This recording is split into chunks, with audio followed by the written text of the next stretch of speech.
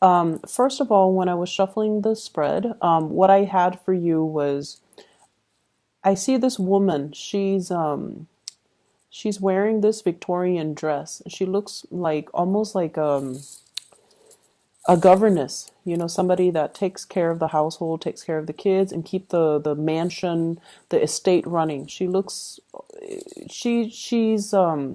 I believe she's a mother, but she looks more like a governess. Like she's a little bit cold, a little bit distant.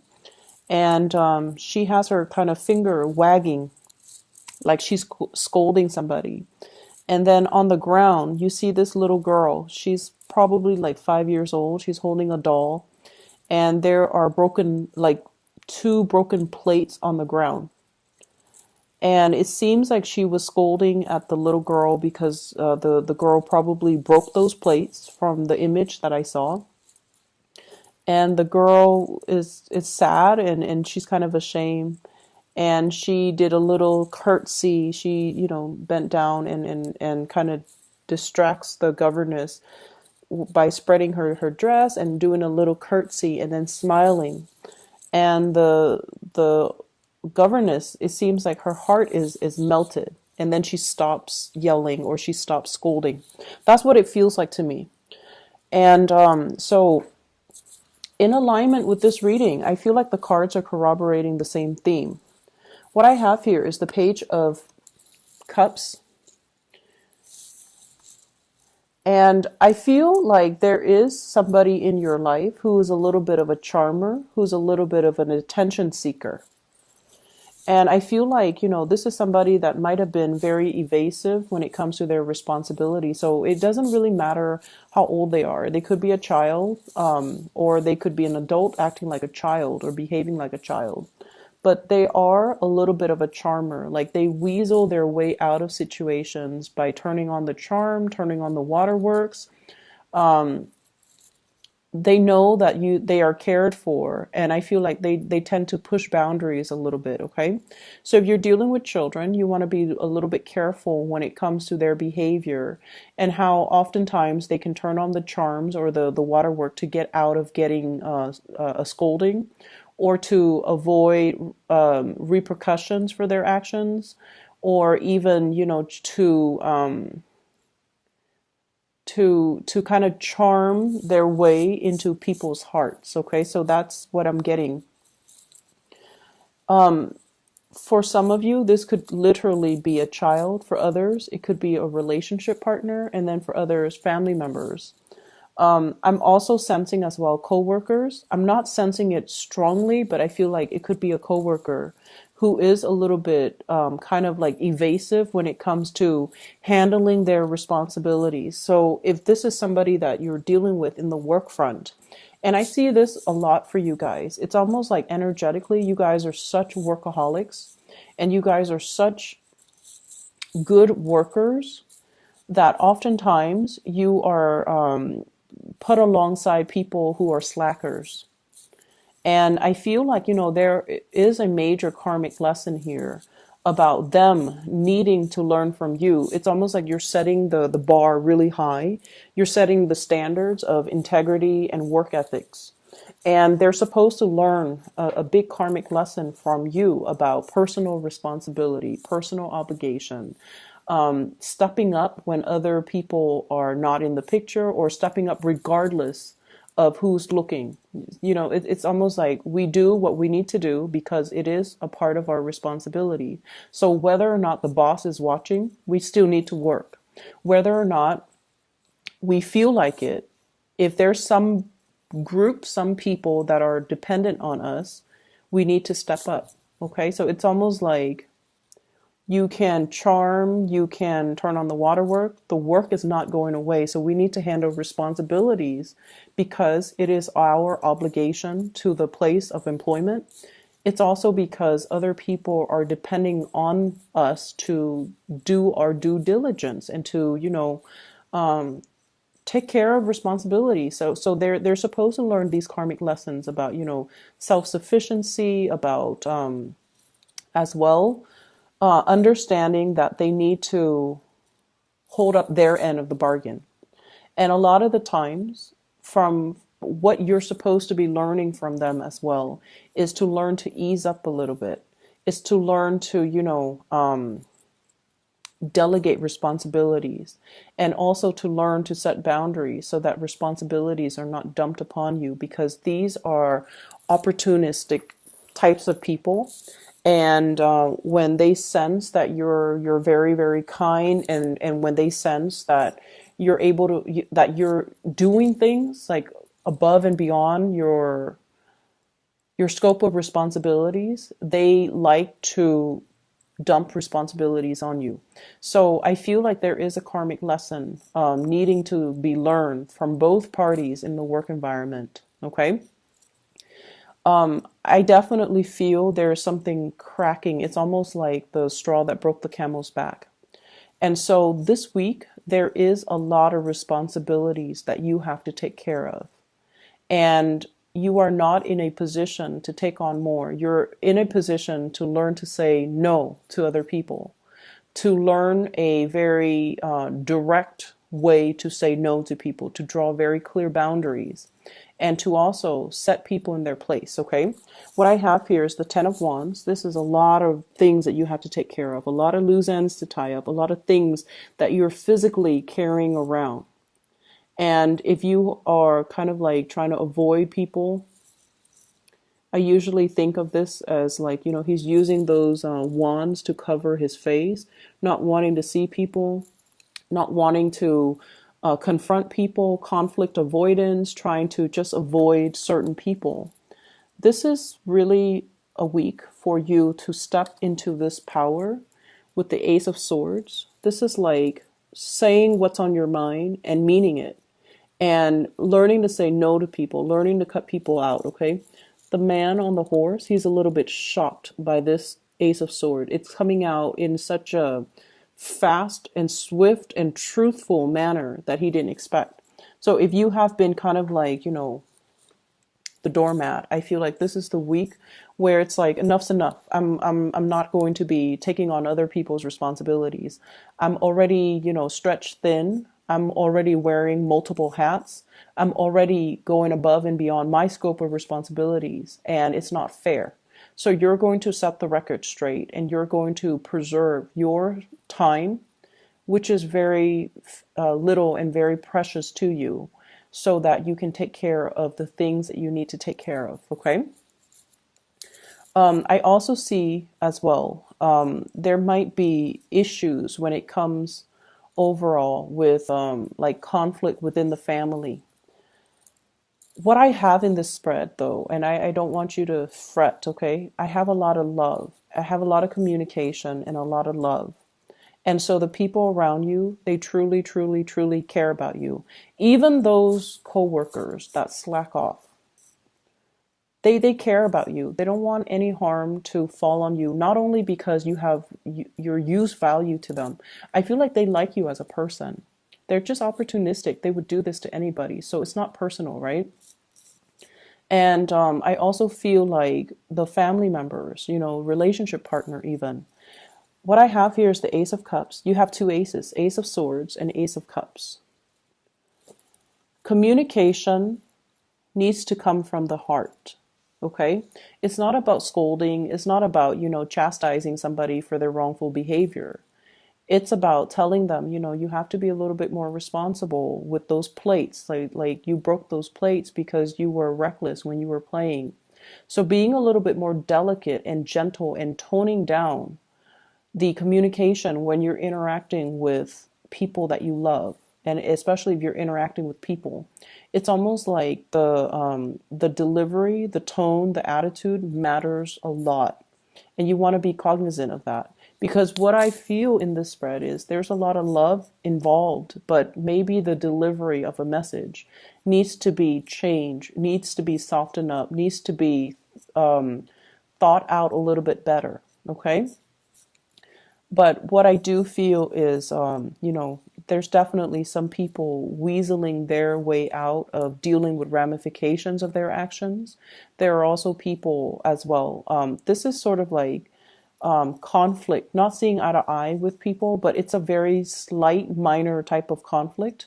And a lot of it has to do with control issues, wanting to control other people, wanting to control environments, wanting to control a situation. This could be coming through from your end or from another person's end.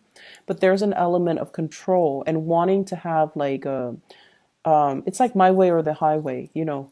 It's almost like it's not so much about the broken plates because, you know, the image that I saw was a child. Children are going to be children. They're going to be a little bit reckless. They're going to be a little bit clumsy. And so after everything is said and done, the plates are already broken. The child's already ashamed.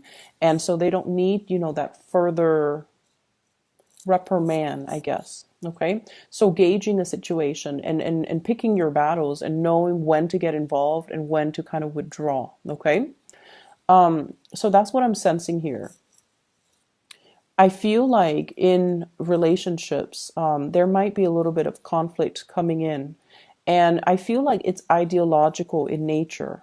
Ideological in nature. I have here a fire sign, a Sagittarius, an Aries, or a Leo. And I also have a Taurus person in the picture as well. So what I feel here is if you are in a relationship with any of those signs, there's definitely a lot of love, but I almost feel like ideological differences get in the way. And what we have to try to remember is just because someone doesn't see things the way that we see things, it should not. So if it's just on the ideological viewpoint, if someone doesn't see things the way that you see things, it shouldn't diminish, you know, your love for them or their love for you. If someone rejects your idea, they're rejecting your idea. They're not rejecting you. If someone doesn't do what you ask them to do, it has nothing to do with you. It has everything to do with them and where they're at and the way they see a situation. So ideological differences doesn't really diminish the love. It doesn't diminish or it doesn't undermine the love in the relationship. So seeing things from that perspective, I feel like is really going to help transform the way this relationship works for you. So we can agree to disagree. We don't always need to agree on all topics under the sun in order for us to work as a unit, in order for us to move forward, in order for us to, you know, be together. Okay, and that is with family, that is with love relationships, and I feel more so with love relationships. So I almost feel like there is a major separation between your work life and your personal life, which is probably a good thing. But I almost feel like you have double standards when it comes to what you tolerate from people who are really close to you versus the really bad behaviors that you tolerate from people in your work environment.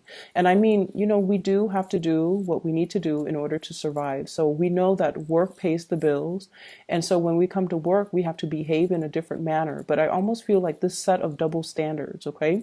It's like treating strangers with a lot of compassion, but treating your loved ones with a lot of like criticism. That's what it feels like to me. Because I have with this Ace of Swords is on top and the Ace of Cups is on the bottom. It's like being harsh with certain people and then extending love to other people. And you want to make sure that the people are deserving, okay? You want to make sure that the people that are doing their due diligence, that are, you know, taking care of their responsibilities, are the ones that should be getting the love and the support. Whereas the ones that have been reneging on their responsibilities, that, you know, leave things to the last minute, are the ones that should be getting chastised. So I feel like directing your energy towards the right people rather than directing your focus, directing your energy towards the right people rather than penting up your energy and your anger and then having it come out directed towards the wrong people, the ones that don't deserve it, the ones that are just like on the sidelines, and the ones that have nothing to do with the root of the problem. Okay, so this is a week for us to kind of reassess where we have been too harsh and where we are giving our energy. And especially if we're giving our energy to people that are charming and just evasive and irresponsible, when we should be giving the love to people who are, doing their fair share of the work, who are responsible, who have been nothing but honest. So I feel like that element is coming through. You might be called in to mediate situations as well. And I feel like there might be, I'm seeing like an interview panel. It's like they're deciding on the next candidates, and somebody might call out sick, and you might be kind of like interim. You might be called in to fill that position on a panel where you are assessing people's work potential. You're assessing people's skills. You are assessing people's work history. So I don't know if you're on a panel to do that. So like I said, somebody might call out sick, you might be a filler. Or if you do this on a regular basis, I feel like there will be a lot of good candidates. Okay, so be careful about those charming ones. Be careful about the ones that are, super articulate. But when it comes to their work history, and you want to make sure you follow up and call their references, okay, and asking the right questions. So I definitely feel like it's going to be a very busy week. There's lots to do and lots to take care of, and you need to keep your kind of like your mind razor sharp and pick your battle so that you're not stretched too thin. I'm seeing as well, I honestly feel many of you have a lot of support from the people in your work environment, especially the higher ups, okay? I mentioned this with Libras as well, but I also feel it coming through from you. With Libras, it seems like they're getting a lot of assistance. And I feel like with you, you don't reach out. You never reach out when you have, when you need assistance. You are very stoic, and this is like earth sign. This is typical earth sign energy. You, Taurus, Capricorn, you guys are very stoic. You guys are self-sufficient, and you pride yourself, especially you and the Capricorn. You pride yourself on being self-sufficient, on being able to do things on your own. And you work best actually when you're on your own, when you're left to your own devices, because you know what needs to be done. And so the whole process regarding teamwork, group effort, all of those things are nice in theory, but in real life, they hinder progress. In real life, if you're left to your own devices, that's when magic happens. And so you might be shying away from group work. You might be shying away from, working together with other people, because everyone's going to have their own agenda, and everyone is not on the same page when it comes to their reliability, and everyone's not on the same page when it comes to their ability to take care of things. So I feel like, group work is just like the bane of your existence. I'm also sensing as well, I'm also feeling as well, and this is, relationships. For those of you who have recently broken off a relationship, and especially if children are involved, like a separation, a divorce, or something like that, I feel almost like a coming together in the relationship for the sake of the kids, wanting to resolve things or wanting to stay together, wanting to give it one last try, or wanting to, make amends and repair these rifts, because there's a lot of love. There's definitely a lot of love. And there's definitely, the element of children involved as well. Because you want to keep the environment stable, and just you think it's going to be good for the kids. Make sure all parties are on board, and make sure that, it's almost like you should do it for the kids, but at the same time, if you know this is a cyclical merry-go-round, if you know that, you're going to get into heated arguments with your partner, it's best not to keep that energy around the children, okay? Learning to air out the dirty laundry, learning to air out these things behind closed doors, I feel is the best strategy. Okay, so you might be dealing with somebody who's very explosive. Like when they're upset, they need everybody to know that they're upset. They're kind of like a little bit like dramatic.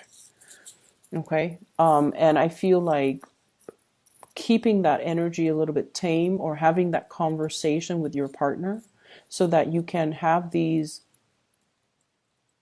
so that you can remove the children away from the conflict, or you can, air out your differences behind closed doors. I feel like that's the more adult thing to do. So that's all that I have for you, Virgos. I hope the reading resonates. I hope it has been helpful for you. And I do wish you all the best, okay?